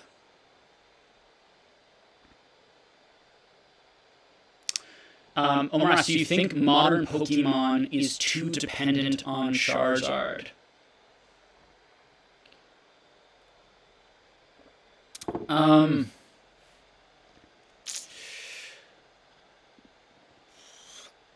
I think that these things can ebb and flow. So I think that there are people who are just kind of annoyed by Charizard and sort of sick of the hype and the prices of Charizard, and they maybe actually they do like Charizard, but now they don't like Charizard because they're just annoyed that like sets are built around Charizard and all the prices are built around Charizard, and that maybe some of their other Pokemon aren't getting as much financial love or enjoyment or appreciation or these sorts of things. And I think that over time that can have effects on markets. What I think is really important to remember is that everything that we think now could be very different in 10 to 20 years. Like, not everything, but a lot of what we think now could be very different in 10 to 20 years. And that has happened in other markets. So what the most popular Pokemon are, where the franchise goes in terms of pushing newer Pokemon, in terms of pushing older Pokemon, in terms of revitalizing certain Pokemon, in terms of making like really cool, like releases around specific Pokemon that didn't have any great cards and now become more popular in the franchise. Now, that being said, it's very unlikely. Pokemon has been going for 20 years, and the market's been going for 20 years. And although I think the market is still far from established in a lot of ways, and we're not seeing very established certain price points and agreement within everyone who's been in the hobby for many years, where we have a lot of new people who are going to have a lot of different opinions, and that can shift things and change things. there is the inertia of like what has always been the most valuable and what has always been the most liked and these sorts of things. And so I think that it's very unlikely that Charizard would ever not be the most like valuable card, because there's so much of that connection or understanding in the hobby, or agreement or consensus around that. But that doesn't mean that it will always hold the same exponential gap from other cards. And you could see that from anything, including like base set. Will the other hollows like over time catch up to the Charizard, or will the Charizard continue to move ahead even more and more and more? So these are interesting questions. Now, going specifically back to is modern Pokemon too dependent on Charizard? I think what you're getting at in part is like that it's dependent, that the Pokemon company feels pressure or puts those Charizards in there in order to sell the product, because they know that if they don't put that in there, the product won't sell and it'll be a dud. And I think that's just the reality of the hobby, and it's unfortunate. And I do think that it shows the fact that we're not like everyone is very money focused, or a lot of people are very money focused right now, and that sets where they're going to they feel like they can make the most money on, or they can flip, are the ones that are being bought out and cleared out everywhere, and the ones that don't have those cards but might still have like beautiful art or other really cool cards that if they took a moment to appreciate, they would actually feel that way about them. It's getting like those feelings are being covered up by like the greed, the greed monster, as Rudy from Alpha Investment might say, that sort of thing. And that to me is where, going to your question, like there is some toxicity there. Like for me personally, now everyone's going to feel differently. What is toxic for me or negative for me isn't necessarily going to be toxic or negative for you. Some people might like the money and the hype and the excitement and all that sort of stuff. I would prefer them, like I really like that they're making this Pikachu, Vivid Voltage and Pikachu is on the cover, because I love Pikachu, it's one of my favorite Pokemon, as it is I think a lot of people. I mean, he's, in my opinion, the real mascot of the hobby, not Charizard. Of course, because Pikachu didn't have a holo card when we were kids. If Pikachu had a holo card, I would wonder if Charizard would be the card that we would all be talking about now, or would the Pikachu holo be the card that we all loved. But because Charizard had the holo card, because that card was such cool art, and Charizard's like this like fire-breathing, amazing, these strong-looking, cool Pokemon, and I think kids are, through pop culture, already predetermined to like think dragons are awesome. Little boys like powerful, cool things. All that came together, and it was the evolution form of a starter. All that came together to create that card as like the most desired card as a kid. Because of course you want the holo card that is very difficult to pull. You don't want the Pikachu that you're getting in like every other pack. But if Pokemon made a different decision, all of that could be different. And so I think going forward, understanding that the cards that Pokemon makes look the coolest and the rarest also has effect on the perceived value of that Pokemon, and that perceived value of that Pokemon over time. And people aren't talking about this in our hobby enough on the investment side. Like that's what they're doing in like sports is so much more advanced, and the investors like really know what they're doing over there, frankly, compared to a lot of us, like because they're really thinking on that level of like how do these athletes become popular? Where does the value come from? It's not just their stats, it's also how cool they look when they dunk. Like are they featured on are they on a winning team in a big market in a big city where there are going to be lots of fans? Are they featured on a lot of like NBA games? We're talking about like NBA. Are they going to be on the TV a lot? Are people going to develop a connection to them?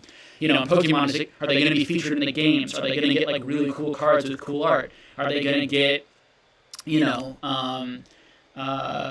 the anime series, are they going to be like an important character? Like those things really matter, particularly over time when it adds up on itself. That being said, as I said before, the Pokemon that are the most popular now are very established in people's minds, and it's very difficult or really improbable to completely change that or completely shift that, but it can be shifted a little bit over time. And so that's where the value or the potential investment potential is there, is seeing what other people don't see, thinking about what other people don't think, and correctly predicting where the hobby moves or what becomes popular or what doesn't. Okay?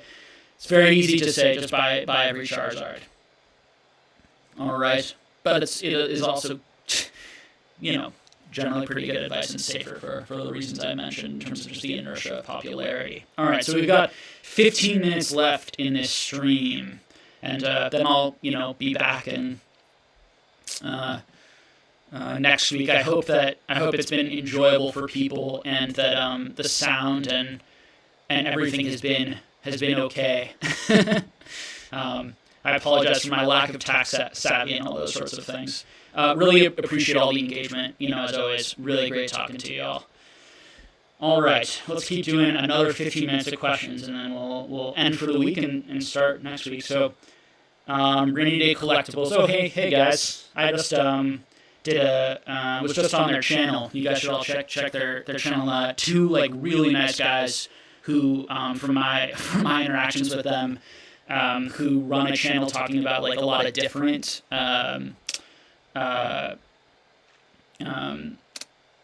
collecting, investment, topics, strategies, and sort of various pop culture things, including Pokemon, Magic the Gathering, sports, I believe, and they're just really nice guys. They know a lot, and I always preach on this channel that you guys should know and learn from people outside of this hobby. So just they're sort of learning from me and listening to me and people who know a lot about the Pokemon space, it's really important for us to know about these other spaces. And they have a lot of experience in those other spaces, and sneakers I know too they've experienced. So knowing, because their knowledge from those markets is really important. For us to learn in order to correctly evaluate our marketing and compare it to sort of more established markets. So please check them out. And as I was saying, I did a podcast on their channel. I went on their channel 5 or 6 days ago. I think the video might be live now on their channel. So go check out their channel. You probably don't watch that video so that they get that revenue and all that stuff. But you probably don't need to watch that video so much because those usually enjoy hearing me talk because I cover a lot of that stuff on my channel. But please check out their other videos. Listen to what they have to say. They have so much great stuff to say, and are really nice guys and very genuine from what I can tell. So Rainy Day Collectibles. Where did you get that? Oh, I think they're actually asking a question not to me, to someone else. Oh, Vintage Values is giving some statistics, and people are arguing whether or not those are the actual numbers. I'm not gonna, just for sake of time, I'm not going to go through that and suss out what I think is the truth. I'm just going to look for some more questions directed at me and go from there. I just ask you guys, hopefully you're being respectful to each other. That's what I hope if I read this and look at this later. All right. Let's see. Questions.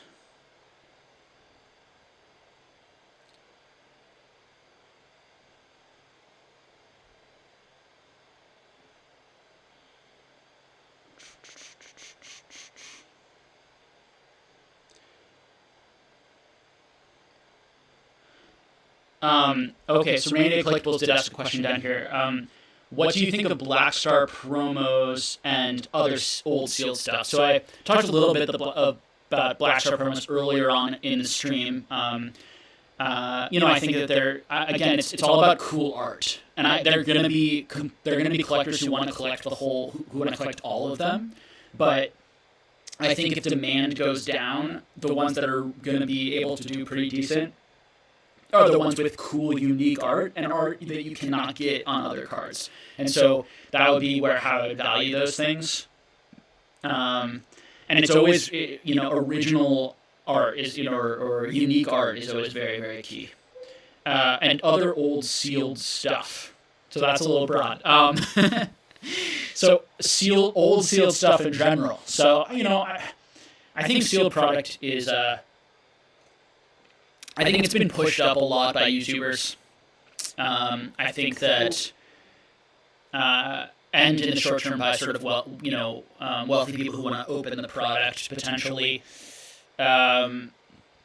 It's still great. It's great for businesses. It's a great investment because you can do so much with it. You can you can open it up. You can sell the packs individually to make them a lot more affordable, which is what most businesses do, because that's how they make their highest margins. You can do the pack openings on YouTube.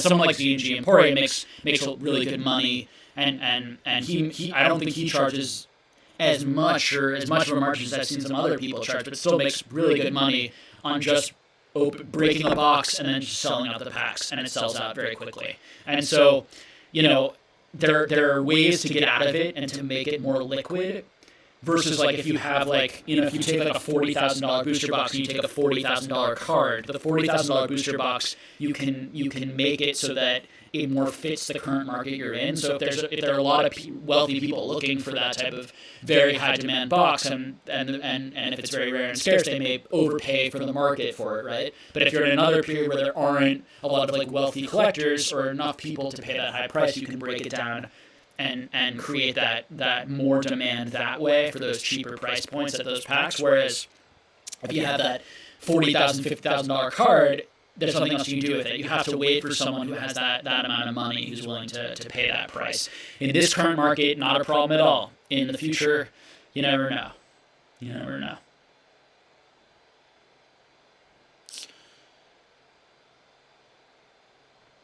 So a lot of people making some predictions about prices. Ooh, all right, looks like I've made it to the end of the chat. Maybe not.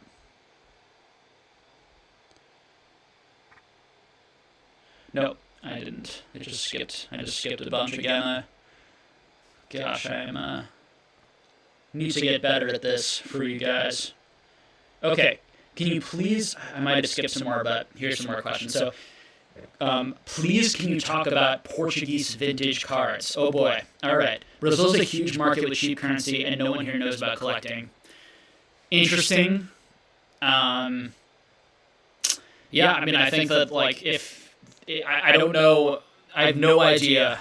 This would definitely be an area of the market that I just don't know anything about. Would be like what the market's like in Brazil. As you say, there's that no one is interested in collecting. Will they be interested in collecting there someday? I have no idea. I don't know how popular the game was in Brazil. So I just don't really have any insight there. I think that those are the things that you would want to think about is, are there kids there who collected it, who are interested, who are engaged? Is there natural interest in Pokemon, or is it just not, did it just not really go to that country in the same way that it went to the United States and some places in Europe and Australia? So there just might not be a market for those cards there. Now, will the bigger markets be interested in Portuguese cards?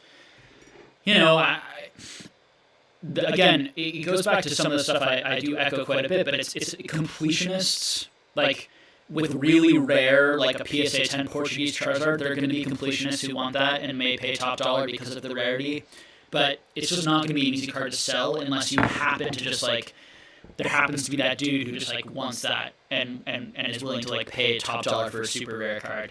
I think that rarity is great and is the most important thing, but only if there's actual demand and interest. And so, I don't know. I don't really know. I don't feel like I have strong opinions. I do not own any like non-English, like high demand PSA graded cards. Sorry, I own a lot of Japanese, but nothing out of like Japanese and English. That's just where what I enjoy, what I feel the most comfortable, where I feel like I understand the market and the demand. So there easily could be stuff there. So I apologize that I just don't know very much about that. So maybe you can educate me and the chat if you'd like to talk more about that, Victor, because it's really cool cool idea. And there absolutely could be markets in like all these places around the world that I just don't know about, and Pokemon could become more of a global brand and could make more of a difference, and card collectors could pop up everywhere. I just don't know. All right.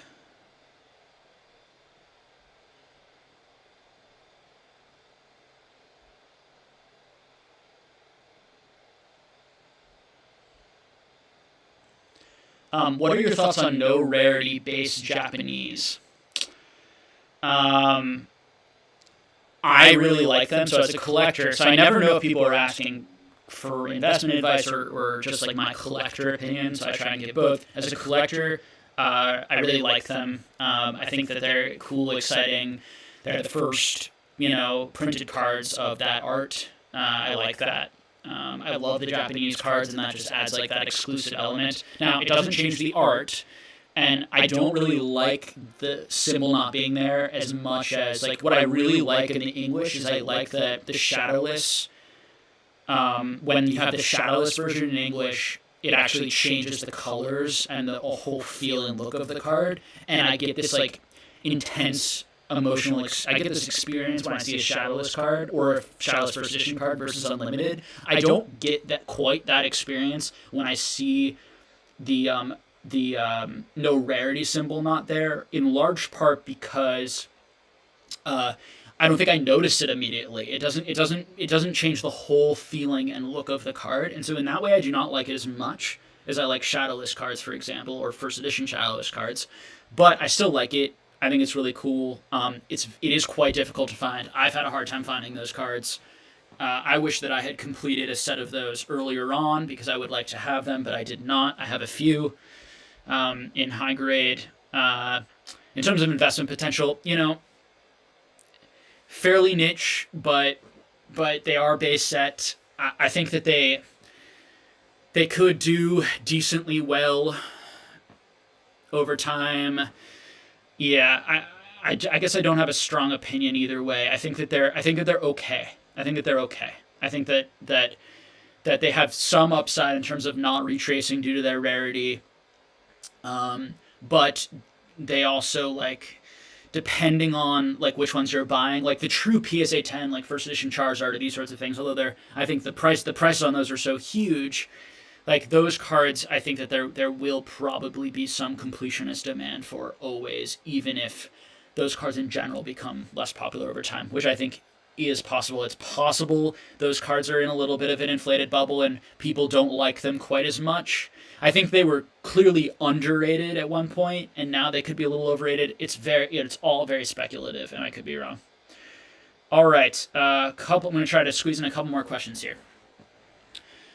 All right, before we end in like 3 to 4 minutes. All right, so what are your thoughts on no rarity based Japanese? Oh, I just read the same question again. Sorry. What are your thoughts on low pop unlimited?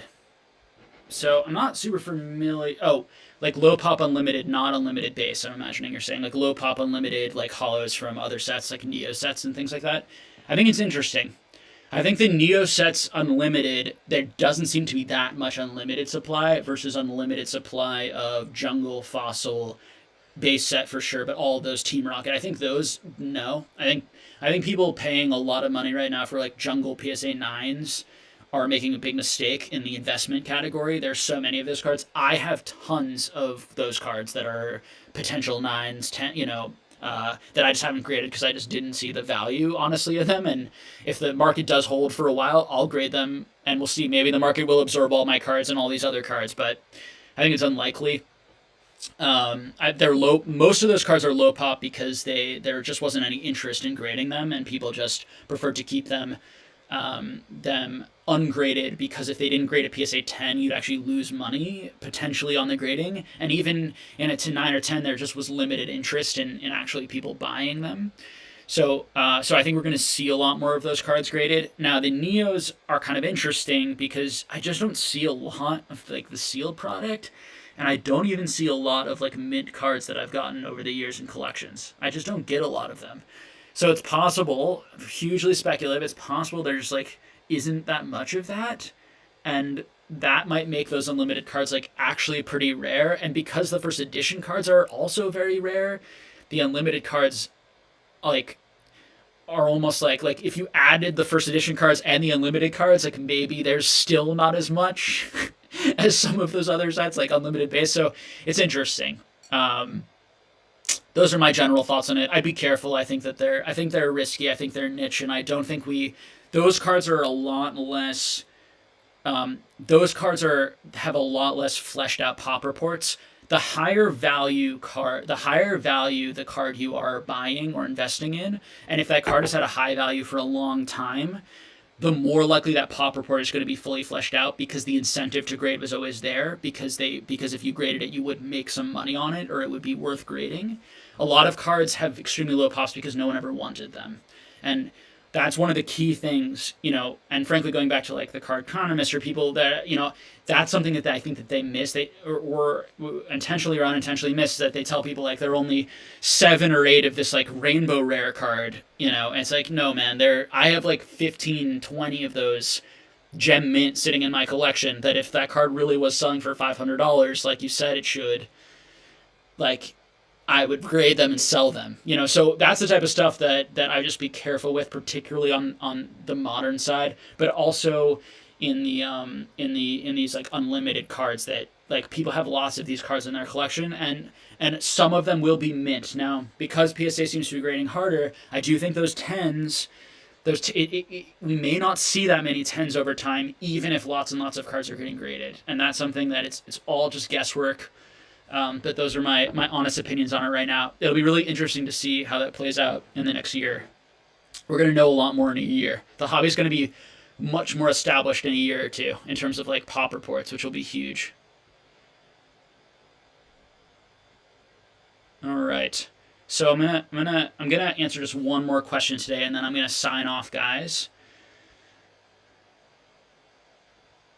Let's see, find one more question.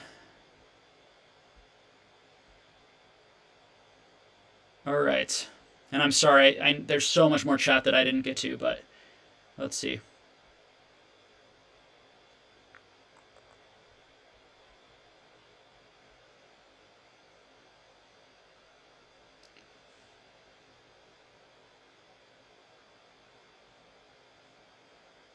That actually might be all of the questions. I see. So I think I actually might have made it through all the questions, amazingly, right at 5 o'clock. So, thank you all so much for tuning in. I hope you guys got value from it. Whether you disagree or agree with what I'm saying, I, encourage you to continue to speak your minds and share those opinions with the community. I think it's a really interesting time, and hopefully, sort of content where I'm, sharing my honest opinions is the way that I can, give back most to people and help them, consider what I'm saying and think critically for themselves and make their own opinions at the end of the day. So I'd like to thank everyone for joining the stream, and I will do another stream probably next week, potentially, maybe in 2 weeks. I'll have to see, but what I'm gonna do going forward is and I'm hearing some people say that the mic wasn't so great. I apologize for that. When I listen back to this, I'll try to listen back to it a little bit, and I'll try and improve on this for next time. You guys are real troopers. If the mic isn't good, that you're sticking through it anyway. But yeah, thanks so much, and I look forward to doing this again, next week or 2 weeks from now. And I see one last quick question here. I will answer it just because I was looking for one more question, and we're a minute before the 2-hour end of the stream. What do you think of base set 1999 to 2000 or fourth print that was just for the UK and Australia? I don't particularly find it interesting. Personally, but I think that other people do, and I'm gonna put this in with a lot of things with base set, and it's something that I said earlier. It's all, when demand is high, people are going to look for ways of differentiating their collectibles in value, and so they're gonna look for unlimited, they're going to look for Japanese, they're going to look for lower grade, they're going to look for like gray stamp, they're going to look for thick stamp, they're going to look for thin stamp, they're going to look for something like a UK printing, that 1999 2000 printing. Those things are sort of at the end of the line compared to I think these other things, for me personally. So I wouldn't invest or collect things that you don't see a heightened value for. because again, it's a differentiation. It's the fourth print. It's not like it's not a to me. It's not a particularly interesting print. I guess the most interesting thing about it is that it was for other areas of the world, and so maybe people from those countries would have a connection to it, a special connection to it, and look for that possibly. All that being said, it is going to have some value, some percentage value, and it is going to depend on the rarity. And it's the exact same thing with the gray stamps and the thin stamps and the thick stamps. I don't really care that much about those things, honestly. A little bit. We're talking like maybe like 10%, difference in value for me. Down the line, other people may completely disagree with that. Other people may think that it's hugely more valuable and look for more ways to differentiate. I would say if demand is really huge in the future, that could be those could go up and those could do well as people look to differentiate and can no longer differentiate with like first edition and shadowless. So that's the way I would think about it, but it's fairly far down the line. All right, so I am gonna end now, and I will talk to all of you guys.